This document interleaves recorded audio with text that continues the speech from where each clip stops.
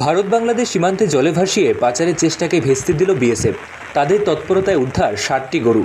প্রতিদিনের মতো ভারত বাংলাদেশ আন্তর্জাতিক সীমান্তের জলাশয়গুলোতে নজরদারি চালাচ্ছিল বিএসএফের জওয়ানরা। আর সেই সময়ই তাদের চোখে আসে কলার গাছ ও বাঁশ দিয়ে বেঁধে নির্মমভাবে নদীতে ভাসিয়ে দেওয়া হয়েছে গরু। কিন্তু এদিনের পাচারকারী সেই ফন্দিকে ভেস্তে দেয় সীমান্তরক্ষী বাহিনী। রবিবার ঘটনাটি ঘটেছে কোচবিহার সিতাইয়ের সিঙ্গিমারি এলাকার গিরিধারী নালায়। রবিবার প্রেস বিজ্ঞপ্তির মাধ্যমে সীমান্তরক্ষী বাহিনীর গুয়াহাটি ফ্রন্টিয়ারের তরফে এমনটাই জানানো হয়েছে।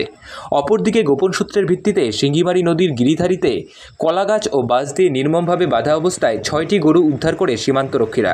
বর্তমানে সীমান্তরক্ষী বাহিনী দ্বারা উদ্ধার হওয়া সেই গরুগুলোকে পদ্মা বিপিওতে রাখা হয়েছে। প্রসঙ্গত, ভারত বাংলাদেশ আন্তর্জাতিক সীমান্তে সিতাইয়ের এক বিস্তীর্ণ এলাকার নদীপথ রয়েছে। সেই উন্মুক্ত সীমান্তকে ব্যবহার করে পাচারকারীরা বিভিন্ন সামগ্রিক পাচারের সাম্রাজ্য বিস্তার করেছে। এদিন পাচারকারী সেই পরিকল্পনা ভেস্তে দিয়েছে বিএসএফ জওয়ানরা। ব্যুরো নিউজ, ABN 24x7, সঙ্গে থাকবেন।